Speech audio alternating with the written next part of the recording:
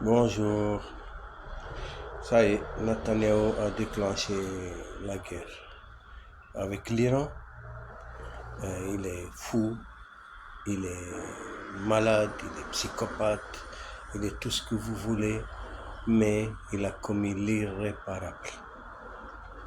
Les Israéliens aujourd'hui vivent un calvaire comme ils n'ont jamais vécu. Toute la population est dans les abris, mais ils vont passer des jours et des jours et des semaines peut-être dans les abris. La première vague qui est venue de l'Iran faisait à peu près 600 missiles. Sur 6 vagues, de une centaine à chaque vague.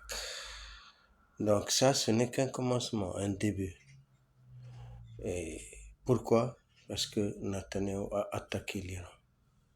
Il a fanfaronné, il a pu liquider des chefs de premier ordre, le commandant en chef de l'armée, le commandant en chef de l'état-major, le commandant en chef des Pasdaran.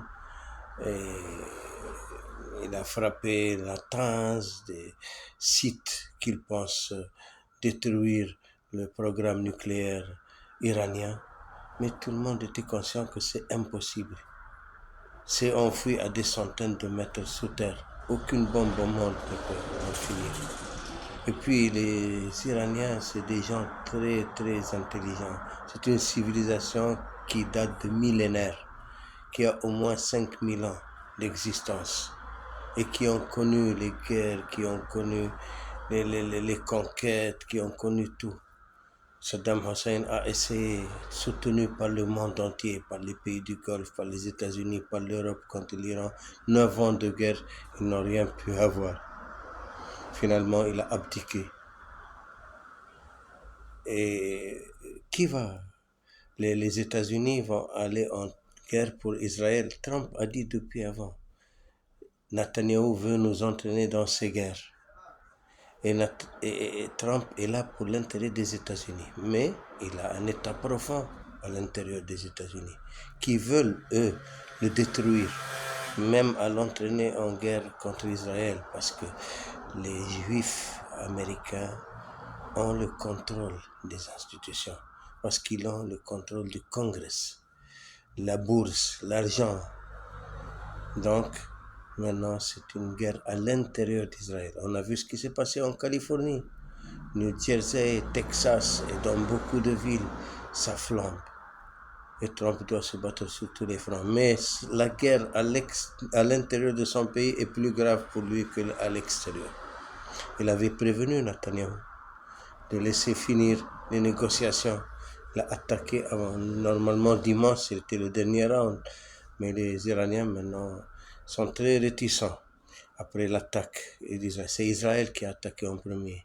C'est Israël qui a commis l'erreur fatale qui va lui coûter cher. Aujourd'hui, maintenant, les vagues ne vont pas s'arrêter. De missiles hypersoniques, aucune défense ne peut arrêter. Ils ont le bouclier de David, ils ont le THAAD, ils ont le dôme de fer, rien. Le Arrow. Ils ont au moins 4 ou 5 systèmes de défense et rien. Les Iraniens sont très intelligents. Ils envoient des missiles normaux, ils envoient des drones, donc ils éparpillent les défenses aériennes et hop, et le missile hypersonique va frapper sa cible avec précision. Ils ont frappé là où il y a le commandement de l'état-major israélien, où il y a le CIA, où il y a tout le complexe militaro-israélien. Et encore, ils vont frapper les bases aériennes.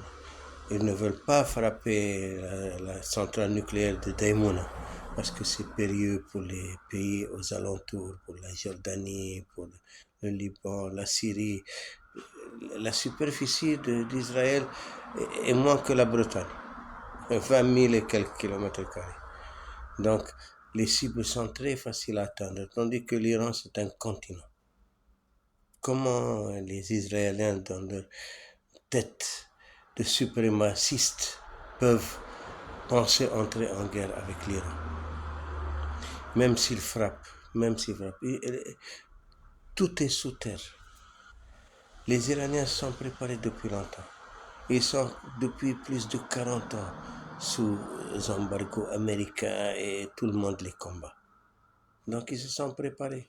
Ce n'est pas le petit État d'Israël, même assisté par les États-Unis ou l'Angleterre ou qui vous voulez, ne pourra pas. Si les États-Unis entrent en guerre, c'est toutes les bases américaines là-bas du Golfe qui doivent déguerpir. Et même la San Diego aussi. Les missiles iraniens arrivent partout et rien ne peut les arrêter. Ils ont Mach 18, Mach 16, Mach 15, Mach 14. Donc c'est fou. Et puis, les Iraniens ont des alliés solides. Ils ont la Russie, la Chine, la Corée du Nord et le Yémen, les Houthis. On va entendre parler encore des Houthis. Ils ne vont pas laisser passer cette occasion. Les Palestiniens, enfin, pourront respirer. Gaza pourra respirer. Grâce à l'arrogance sans limite de Netanyahou et sa fuite en avant. Pour sauver sa peau, il met tout le Proche-Orient en danger. Et Israël en premier. J'espère que les Israéliens vont se retourner contre lui et l'arrêter ou le mettre dans un asile de fous ou en prison ou dans un hospice de vieillards.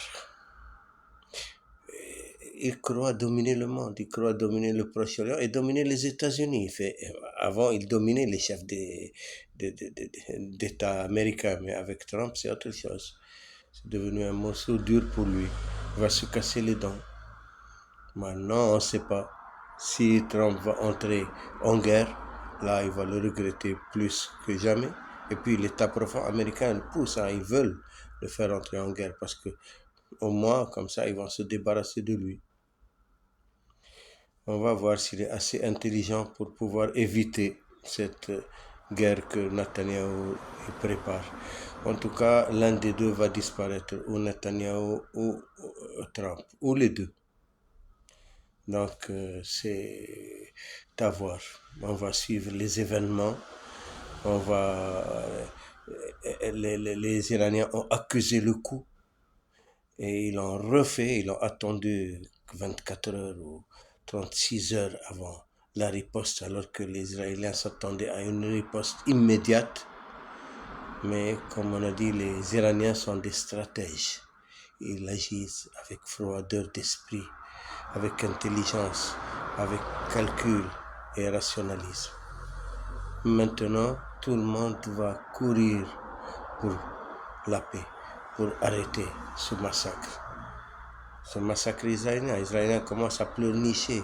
D'ailleurs, un blackout total sur les frappes. Et puis, ils pleurnichent à l'ONU avec leurs représentants à l'ONU qui dit que les missiles frappent les civils.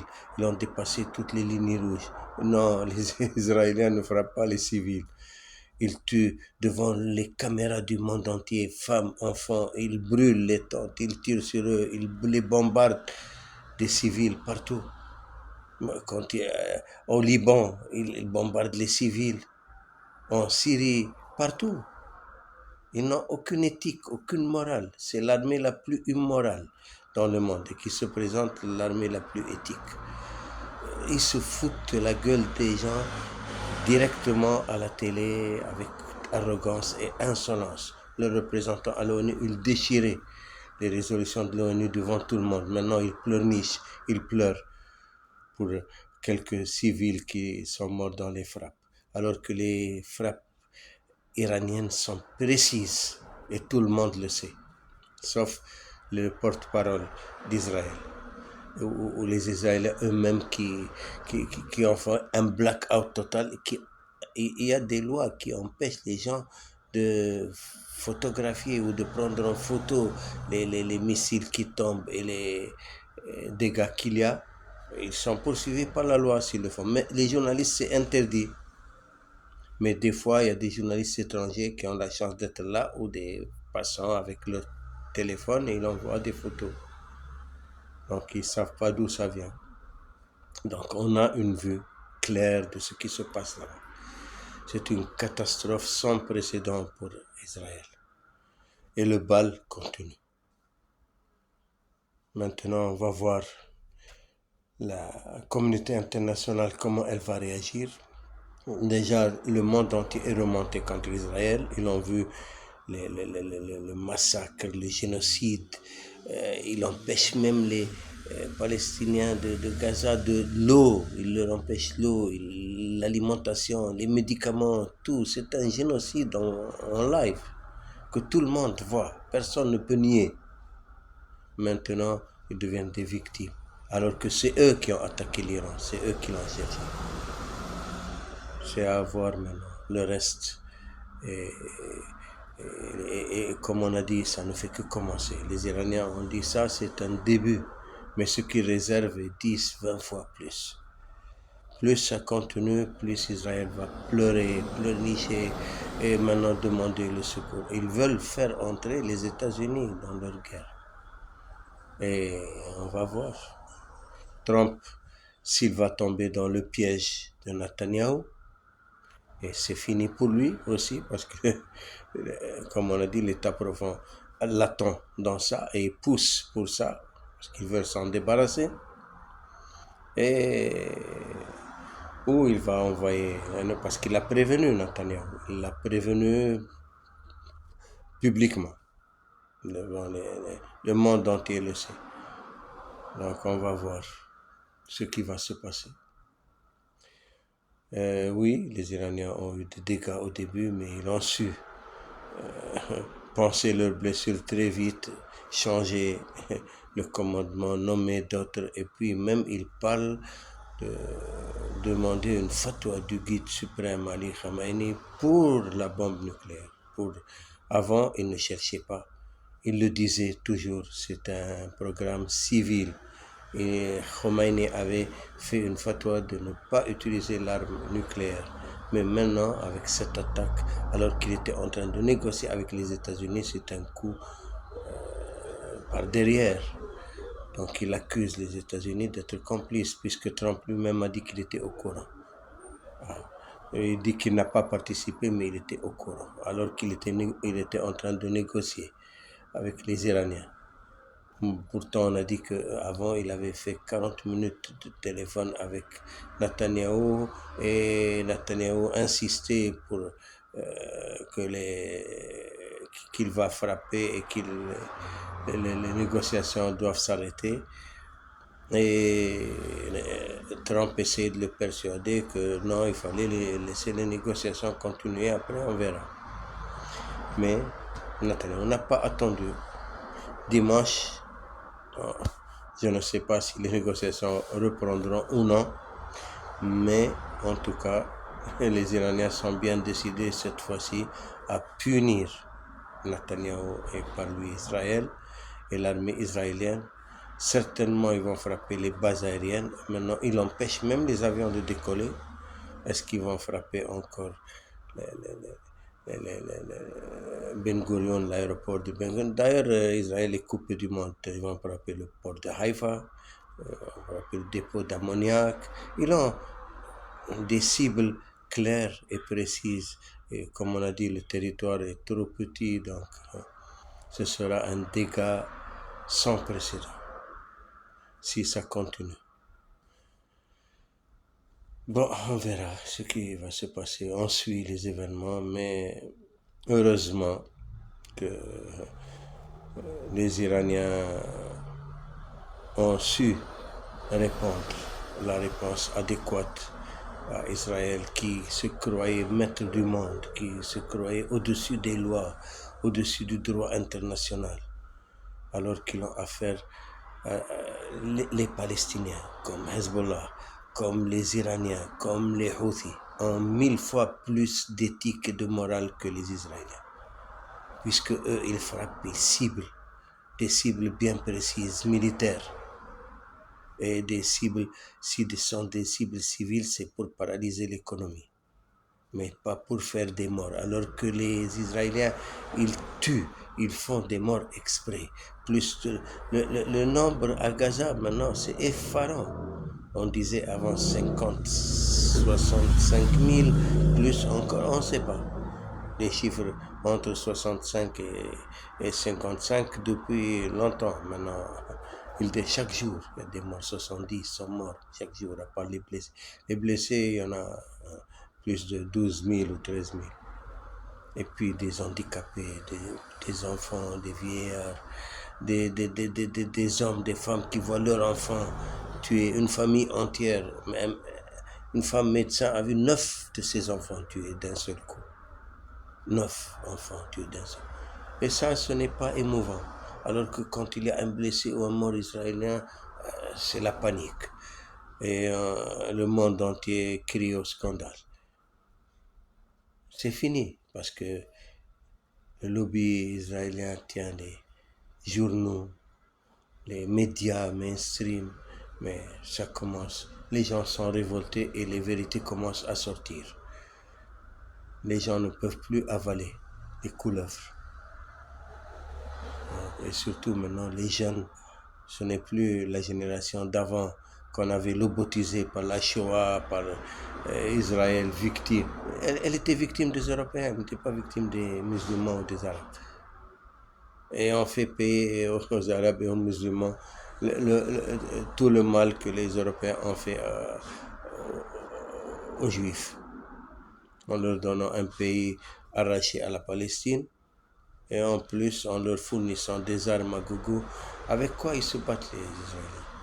Les bombes ils viennent des États-Unis, les armes ils viennent des États-Unis ou de certains pays d'Europe. Ils ne fabriquent pas. Maintenant, ils ont commencé sous licence à fabriquer, mais ça ne leur suffit pas. Tous les jours, ils reçoivent des munitions et des armes. Donc, tout l'Occident soutient Israël. Maintenant, les pays commencent à se réveiller, comme il y a l'Irlande, il y a l'Espagne, la Norvège, beaucoup de pays, même la Belgique, commencent à se révolter contre Israël. L'Union européenne, en majorité maintenant, il y a un grand débat pour arrêter toute coopération avec Israël. Alors qu'Israël sur le terrain continue à tuer les Palestiniens, non seulement à Gaza, mais en Cisjordanie. Il arme des colons. Ben Gvir, maintenant, ministre de la Sécurité nationale, le plus grand terroriste. Et il fournit les armes, il donne des armes aux colons qui attaquent les paisibles paysans palestiniens. Et ils prennent leurs terres, ils détruisent leur culture, ils bouchent les puits. Mais c'est de la folie, cette injustice inhumaine ne peut pas être tolérée longtemps. Mais voilà, maintenant on reprochait un peu à l'Iran de ne pas avoir assisté à Hezbollah ou les Yéménites au combat, mais on dit que la guerre c'est une stratégie. C'est pas de la tactique, c'est de la stratégie. Tactiquement, Israël a gagné quelques rounds, mais stratégiquement, il va perdre tout. On verra à la prochaine. Au revoir.